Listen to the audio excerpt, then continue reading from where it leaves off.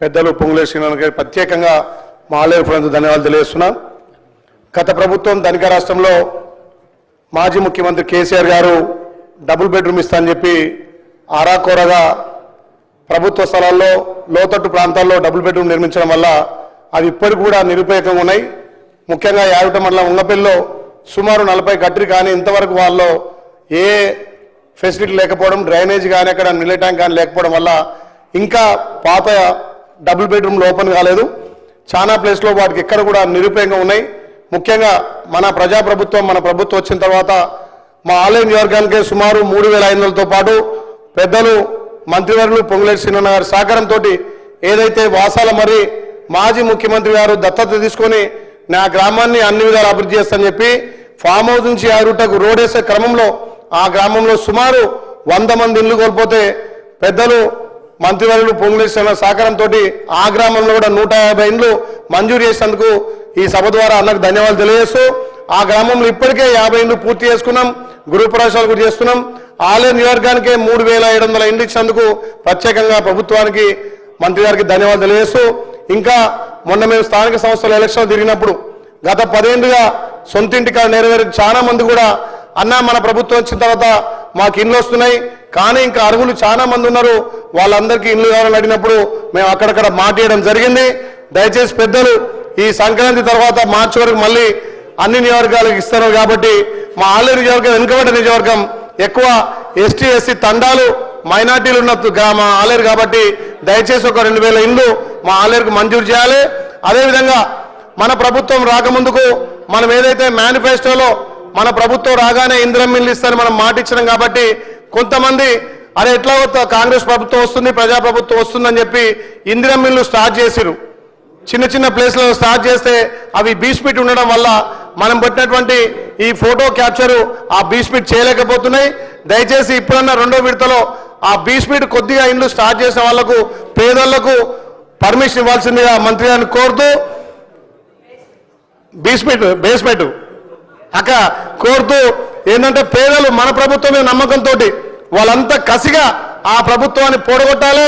పేదోడి సొంతింటి కళ నెరవేర్చాలి కాబట్టి ఈ ప్రజాప్రభుత్వం ద్వారా మనకు సొంతింటి కళ నెరవేరింది కాబట్టి దయచేసి 2వ విడత పేదలకు ఇవ్వాల్సిందిగా కోరుతూ ఇంకొకటి అధ్యక్ష, అప్పుడు ఏదైతే అధికారులు పోయినప్పుడు పూర్తిగా ఇండ్లు లేని వాళ్ళు కొంతమంది కిరాయికి స్లాబ్లు ఇండ్లలో ఉండడం వల్ల వాళ్ళకి ఇప్పుడు L3లో స్లాబ్లను వస్తున్నాయి. అధ్యక్ష నిజంగా మీరు దర్యాప్తు చేసి ఎవరైతే ఇల్లు లేని వాళ్ళు కిరాయికి స్లాబ్ ఇండ్లలో ఉంటారో వాళ్ళకి L3 వాళ్ళకు కూడా మనం ఇండ్లు మంజూరు చేయాలి. L3 వాళ్ళకి ఇప్పుడు చాలా మందికి శాంక్షన్ అయ్యి బేస్మెంట్ కట్టినాక కూడా వాళ్ళకి బిల్లు రావట్లేదు. మన ప్రజాప్రభుత్వానికి నిజంగా అధ్యక్ష నేనైతే గర్వపడుతున్నా. మొన్నగా స్థానిక సంస్థల్లో మా ఆలయ నియోజకంలో 70% గెలవడానికి మన ప్రభుత్వం అందిస్తున్నటువంటి స్కీమ్ల వల్ల ప్రజల నుంచి మంచి ఆదరణ వచ్చింది. రేపు వచ్చే స్థానిక సంస్థలు కూడా ప్రజలు పెద్ద ఎత్తున దీవిస్తారు కాబట్టి మాకు ఇందిరమ్మ ఇళ్లతో పాటు ఆ L3 ఉన్న ఇండ్లను కూడా వాళ్ళకి బిల్లులు మంజూరు చేసి ఇందిరమ్మ ఇళ్ల పురోగతిలో మనం ఇంకా ముందుకు పోవాల్సిన అవసరం ఉంది కాబట్టి ఈ సభ ద్వారా మా రెవెన్యూ శాఖ మార్చులు మా పొంగులేటి శ్రీనివాస్కు ప్రత్యేకంగా ధన్యవాదాలు తెలియజేస్తూ ఆ L3 కూడా కొంచెం ఆ బిల్స్ ఇచ్చి వాళ్ళకు కూడా బేస్మెంట్ ఉన్న వాళ్ళకు కూడా మంజూరు చేయాల్సిందిగా విజ్ఞప్తి చేస్తున్నారు. థ్యాంక్ యూ అధ్యక్ష. శ్రీ కసిరెడ్డి నారాయణ రెడ్డి గారు. అధ్యక్ష ధన్యవాదాలు అవకాశం ఇచ్చినందుకు. మా కల్వకుర్తిలో గత ప్రభుత్వం 240 డబుల్ బెడ్రూమ్స్ స్టార్ట్ చేసింది అధ్యక్ష. అస్తవ్యస్తంగా దాదాపుగా 5 సంవత్సరాలు వాటిని కట్టి కరెంటు లేదు, దానికి రోడ్డు లేకుండే, తర్వాత వాటర్ ఫెసిలిటీ ఇవ్వలేదు, పైప్ లైన్ లేకుండే, ఇవన్నీ ఏది చేయకుండా 5 సంవత్సరాలు కాలయాపన చేసిండ్రు. కాంగ్రెస్ ప్రభుత్వం వచ్చిన తర్వాత మరి మంచి స్కీమ్ కూడా ఇందిరమ్మ ఇండ్లు బీదలకు ఇస్తామని చెప్పినారు. మళ్ళీ కట్టే పరిస్థితి ఉండదు. కోట్ల రూపాయలు దాని మీద ఖర్చు పెట్టినటువంటి గత ప్రభుత్వం తప్పనిసరి పరిస్థితిలో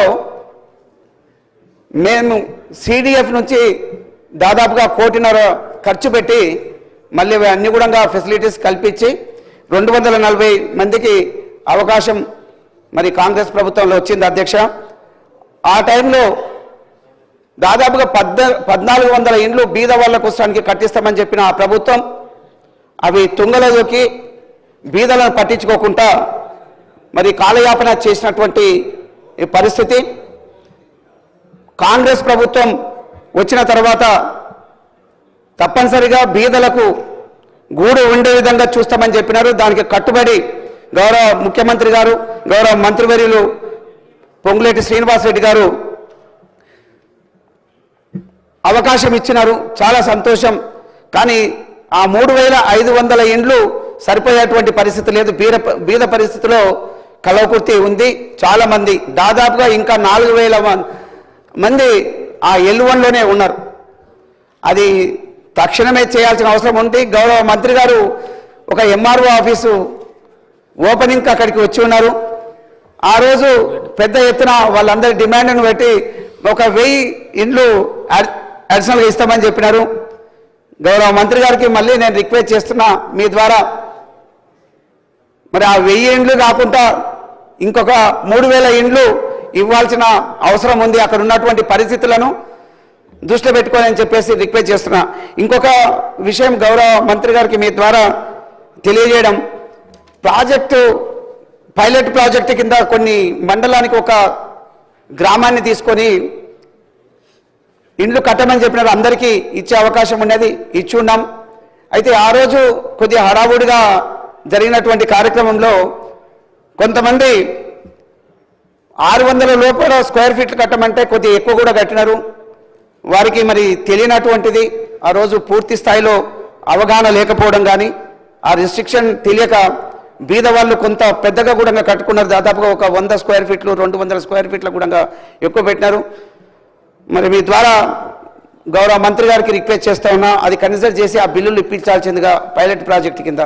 అదేవిధంగా తెలియకనో తెలిసో